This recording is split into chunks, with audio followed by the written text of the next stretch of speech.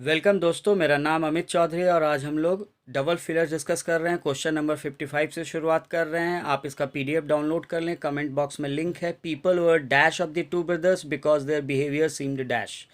लोग दोनों भाइयों के बारे में डैश हैं क्योंकि उनका बिहेवियर व्यवहार डैश है। यहाँ पर बिकॉज आ रहा है। बिकॉज जब आता है तो कारण और परिणाम कॉज एंड इफेक्ट का संबंध होता है, और अच्छे काम का परिणाम अच्छा और बुरे काम का परिणाम कोरोना।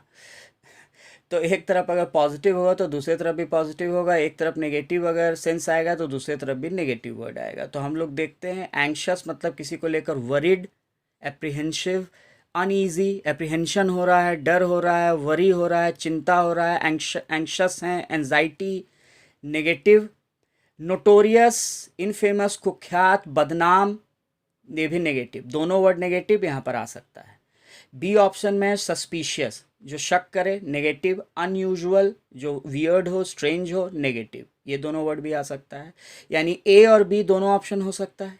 सी अनमाइंडफुल, अनमाइंडफुल मतलब जो अटेंटिव ना हो, जो थोड़ा इग्नोरेंट हो किसी चीज़ को लेकर, नेगेटिव। लेकिन जेंटल, जेंटल मतलब तो सौम्य होता है, पॉजिटिव। तो एक नेगेटिव एक पॉजिटिव नहीं आ सकता है, लेकिन ए और बी दोनों ऑप्शन आ सकता है क्योंकि दोनों में दोनों वर्ड्स नेगेटिव हैं। अवेयर, अवेयर मतलब जागरूक, ये पॉजिटिव वर्ड है।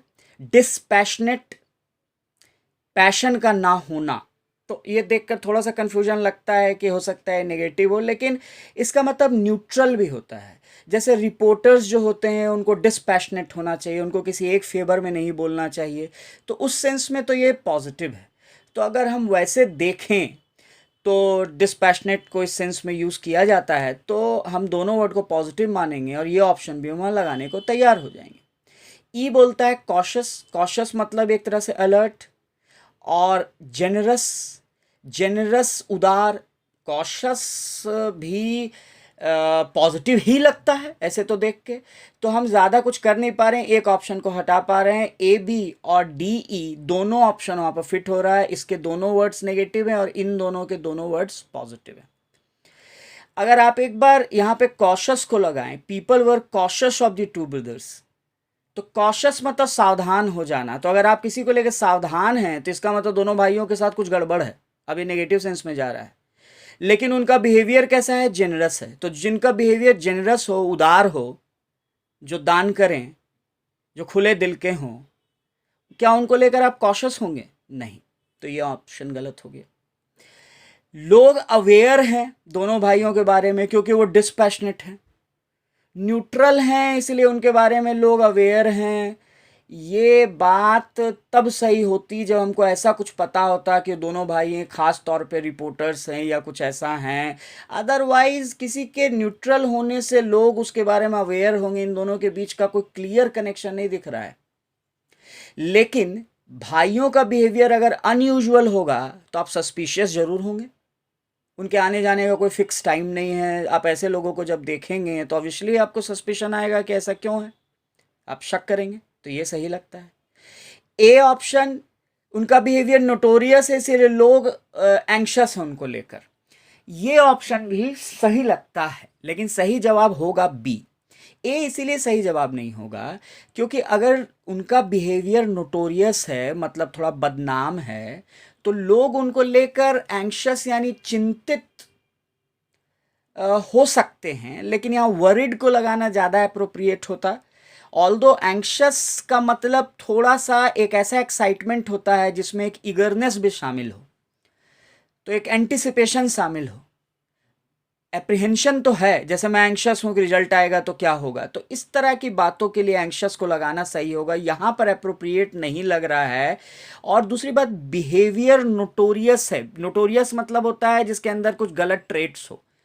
तो जनरली लोग नोटोरियस होते हैं, कभी कोई कोई इंसिडेंसेस नोटोरियस होते हैं। तो इन दोनों कॉन्टेक्स्ट में इन वर्ड्स को लगाना उतना अप्रोप्रिएट नहीं है जितना आसानी से बी ऑप्शन फिट हो जाता है कि लोग उनके बारे में शक कर रहे हैं क्योंकि उनका बिहेवियर अनयूजुअल है। तो कभी कभी हमें ज़्यादा अप्रोप्रिएट ऑप्शन या एक ऐसा ऑप्शन जो एकदम आराम से लग जा रहा है, और ये आपके रीडिंग स्किल पे डिपेंड करेगा। जितना आप रीड करेंगे आपको एक सेंस डेवलप होगा। कभी कभी कुछ चीज़ों को बताने के लिए आपके पास, और जो अच्छे लड़के हैं जो एग्जामिनेशन क्रैक करते हैं, मतलब जो एग्जामिनेशन नहीं क्रैक करते हैं वो भी अच्छे लड़के हैं, लेकिन जो एग्जामिनेशन क्रैक कर लेते हैं वैसे सक्सेसफुल लड़कों से आप जब बात करेंगे तो उसमें बहुत सारे लड़के बोलेंगे कि इंग्लिश में उनके अंदर एक सेंस डेवलप हो जाता है, उनको सही गलत का पता चल जाता है। तो ये पता कैसे चलता है? रीडिंग हैबिट से चलता है।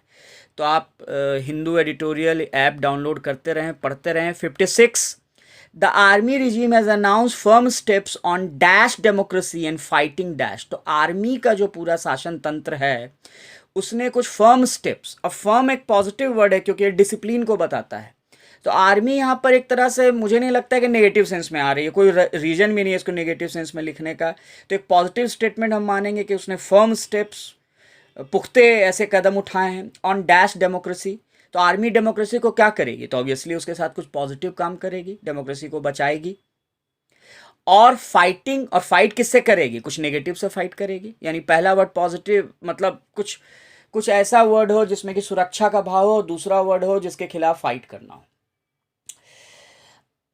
अब यहाँ पे पहला वर्ड अगर आप देखेंगे तो क्लैंपिंग आ रहा है। क्लैंपिंग मतलब होता है बंद कर देना। क्या आर्मी डेमोक्रेसी को बंद करेगी, उस पर किसी तरह का बैन लगाने की कोशिश करेगी, उसको क्लैंप करने की कोशिश करेगी, उसको ओठों को सी लेना या किसी चीज़ को बंद कर देना? नहीं, ये नेगेटिव वर्ड है, यहाँ पे नहीं आएगा। एनार्की आ सकता था क्योंकि एनार्की मतलब एक तरह का डिसऑर्डर होता है, कैओस होता है, जहाँ पे लॉ एंड ऑर्डर सिचुएशन खत्म हो जाए। लेकिन पहला वर्ड क्लैंपिंग सही नहीं है। B option on ruling democracy, क्या आर्मी डेमोक्रेसी को रूल करेगी? आप बोलेंगे हाँ कुछ कंट्रीज में करती है, बट फिर वहाँ डेमोक्रेसी नहीं होता है। और दूसरी बात कि हम यहाँ एक जनरल स्टेटमेंट ले रहे हैं तो एक्सेप्शनल केसेस को ना डालें, उन कंट्रीज के बारे में ना सोचें। क्या आर्मी वोटर से फाइट करेगी? नहीं। Army regime announce firm steps on restoring democracy, हाँ डेमोक्रेसी को रिस्टोर किया जाएगा, उसको पुनः स्थापित किया जाएगा, उसको सेव किया जाएगा। एंड फाइटिंग टेररिज्म, क्या टेररिज्म से फाइट किया करेगी आर्मी? करती है, बिल्कुल करती है। सी ऑप्शन एकदम सही लग रहा है। The army regime announce firm steps on enlightening democracy, democracy को क्या आर्मी एनलाइटन करती है? क्या उसको ज्ञान का प्रकाश टाइप का कुछ देती है, विजडम देती है? नहीं। एंटी करप्शन से भी आर्मी फाइट नहीं करती है, इसे तो हम लोगों को फाइट करना है। The army regime has announce firm steps on waving democracy, democracy में किसी तरह का छूट देना, वेव करना? नहीं। फाइटिंग माइनॉरिटीज, अल्पसंख्यकों से फाइट करेगी? बिल्कुल नहीं। इसीलिए यहाँ पे जो ऑप्शन होना चाहिए वो ऑप्शन सी होना चाहिए। 57 नंबर क्वेश्चन भी देख लें मेरे साथ। Dash the death of one of the contestants, the election to the seat has been dash. अब अगर यहाँ पे डिस्पाइट लगाओगे तो डिस्पाइट मतलब होता है इसके बावजूद, और इसके बावजूद जब आता है तो एक तरफ पॉजिटिव आता है तो दूसरी तरफ नेगेटिव आता है, या एक तरफ नेगेटिव तो दूसरी तरफ पॉजिटिव। तो despite the death of one of the contestants, ये तो नेगेटिव बात है, कॉन्टेस्टेंट जो है प्रतियोगी है उसकी मौत हो रही है। The election to the seat has been postpone, और इलेक्शन भी पोस्टपोन हो गया, ये भी नेगेटिव। तो डिस्पाइट क्यों लगाएंगे, और दोनों वाक्य नेगेटिव क्यों होगा? इसलिए ऑप्शन सही नहीं लगता है। Because of the death of the contestant, because of जब आता है तो पैरेलल कंस्ट्रक्शन होता है, कॉज एंड इफेक्ट होता है, कारण परिणाम होता है, अच्छे काम अच्छा, बुरा काम, यू रिमेंबर राइट। तो because of the death of one of the contestants, यहां पर बिकॉज ऑफ अगर आएगा तो ये नेगेटिव है तो दूसरा पार्ट भी नेगेटिव होना चाहिए। लेकिन दूसरे पार्ट में क्या हो रहा है? कंडक्टेड, इलेक्शन कंडक्ट किया जा रहा है। अब अभी के सिचुएशन में लॉकडाउन में अगर कुछ भी कंडक्ट करवाया जाए और ऐसी स्थिति आए तो हम तो इसको बहुत पॉजिटिव ही मानेंगे। तो कंडक्टेड तो यहाँ पॉजिटिव सेंस लेकर आ जाएगा, और पहला वाक्य नेगेटिव हो जा रहा है, और बिकॉज ऑफ आ रहा है जो कि पैरेलल कंस्ट्रक्शन है, जो या तो पॉजिटिव को जोड़ता है या तो दोनों नेगेटिव को जोड़ता है। तो बी ऑप्शन भी नहीं होगा। C, with the death of one of the contestant, death के साथ the election to the seat has been skipped. सबसे पहले तो इलेक्शन के साथ स्किप्ड वर्ब को लगाना सही नहीं है। इलेक्शन पोस्टपोन हो सकता है, कुछ और वर्ब्स आ सकते हैं। स्किप तो हम लंच करते हैं, क्लास करते हैं, इलेक्शन को स्किप करना ये ऑप्शन इस हिसाब से ही सही नहीं है। इन स्पाइट, इन स्पाइट माने इसके बावजूद, ये भी नेगेटिव, एक तरफ नेगेटिव तो दूसरी तरफ पॉजिटिव। तो in spite of the death of one of the contestant the election to the seat has been stopped, ये तो स्टॉप्ड भी यहाँ पे नेगेटिव ही हो गया, तो फिर तो दोनों तरफ नेगेटिव हो गया, लेकिन इंस्पाइट लगा रहे हो और इंस्पाइट के साथ ऑफ लगता है, डिस्पाइट के साथ ऑफ नहीं लगता है, हमें ये ध्यान देना है, दोनों का मतलब एक होता है इसके बावजूद। ओइंग टू वाला ऑप्शन देखते हैं, ओइंग टू माने ड्यू टू, इसके कारण, बिकॉज ऑफ, तो ड्यू टू मतलब owing to parallel construction, positive positive, negative negative, तो owing to the death of one of the contestant, ये तो नेगेटिव है। The election to the seat has been countermanded, countermanded मतलब होता है किसी एक्शन को रिवर्स कर देना या उसको कैंसिल कर देना, तो ये भी एक नेगेटिव बात है। अब दोनों तरफ नेगेटिव आ रहा है और पैरेलल कंस्ट्रक्शन आ रहा है, ओइंग टू आ रहा है, कारण बताया जा रहा है, बुरा का बुरा, ये फिट बैठता है, यानी कि ई ऑप्शन। यानी कि कॉन्टेस्टेंट्स में से एक कॉन्टेस्टेंट प्रतियोगी जो मर गया, उसके डेथ के कारण इलेक्शन जो हो रहा था सीट का, उसको काउंटरमेंट किया गया, मतलब उसको पुनः अनाउंस किया गया, उसको उसको कैंसिल और उसको फिर से एग्जीक्यूट करने की बात हो रही है, राइट। और एक अगर 58 ऑप्शन हम देखें तो the captain of our team was dash because of the dash performance of our opponents. तो ओपोनेंट्स तो हमारे प्रतिद्वंदी हो गए, उनका परफॉर्मेंस अगर पॉजिटिव होगा तो हमारे टीम का कैप्टन कुछ नेगेटिव फील करेगा, और अगर इधर कुछ नेगेटिव होगा तो इधर पॉजिटिव होगा, बिकॉज ऑफ लगा हुआ है। लेकिन ध्यान दो, यहाँ कैप्टन अगर खुश होगा तो ओपोनेंट का परफॉर्मेंस खराब होगा, और ओपोनेंट का परफॉर्मेंस अगर अच्छा हो गया तो हमारा कैप्टन ना बुरा मान जाएगा, उदास हो जाएगा। तो यहाँ बिकॉज ऑफ होने के बावजूद अर्थ के हिसाब से यहाँ पर नेगेटिव पॉजिटिव का कॉम्बिनेशन बनेगा, तो हमारा कैप्टन अपसेट हो जाएगा क्योंकि ओपोनेंट्स का पुअर हो जाएगा, नहीं, ये तो गड़बड़ हो जाएगा। The captain of team was nervous, nervous था, अरे क्या होगा, nervous, because of the uneventful perform, event uneventful, ordinary, कोई इवेंट नहीं, कोई उसमें ग्रैंडियर नहीं है। तो ओपोनेंट का परफॉर्मेंस अगर बहुत ही ऐसा सिंपल हो रहा है, बोरिंग हो रहा है, तो हमारा कैप्टन क्यों नर्वस होने लगा भाई, टिकट नहीं बिकेंगे इसलिए? नहीं भाई, गलत।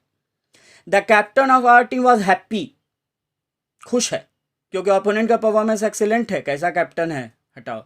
The captain of our team was elated, अरे ये तो बहुत खुश, बिकॉज ऑफ द, एकदम एक्सटेसी में है, because of the bad performance, हाँ ये अच्छा कैप्टन है, हमारा ओपोनेंट बुरा परफॉर्मेंस कर रहा है। The captain of our team was annoyed, थोड़ा सा गुस्से में, अनॉयड है, चिढ़ा हुआ है, because of the thorough performance, thorough performance नहीं, थॉरो रिवीजन करते हो, थॉरो परफॉर्मेंस, और थॉरो परफॉर्मेंस के कारण हमारा अनॉयड है, ये यूसेज उतना अप्रोप्रिएट नहीं है, और ये बिल्कुल प्रॉपर लगता है कि हमारा इलेटेड है क्योंकि बैड परफॉर्मेंस है। थॉरो परफॉर्मेंस से ज़्यादा बेहतर वहाँ पर बैड परफॉर्मेंस एडजेक्टिव के रूप में सुटेबल लगता है। तो हम और क्वेश्चंस बनाएंगे, मैं थोड़ा सा मैं ऐसे भी वीडियोस बनाने की कोशिश कर रहा हूँ जिसमें मैं आपको काफ़ी इन्फॉर्मेशन दे रहा हूँ, कुछ ऐसे भी वीडियोस बना रहा हूँ जिसमें कि मैं थोड़े से धीरे धीरे इन्फॉर्मेशन आपको देने चाहूँगा, क्योंकि हर तरह के स्टूडेंट्स हैं और हमको साथ में चलना है। तो आप जितना मुझे बताएंगे यूट्यूब चैनल पर, जितना आप मुझसे कम्युनिकेट करेंगे कि क्या मुझे और मैंने किस तरह की चीज़ों में आपको मज़ा आ रहा है और क्या चीज़ें ऐड की जा सकती है। मैं तो प्लान कर रहा हूँ कि हम लोग कुछ मूवी भी देखें ऑनलाइन अगर पॉसिबल हो, और उस पर फिर हम लोग बात करें। तो ये सारी चीज़ें हम लोग आपके साथ लाएंगे, लेकिन आप भी उतने ही एक्साइटमेंट के साथ हमारे साथ रहें, क्योंकि आपके व्यूज़ बहुत कम होते हैं तो हम निराश हो जाते हैं। चलिए फिर मिलते हैं, शुक्रिया, जय हिंद।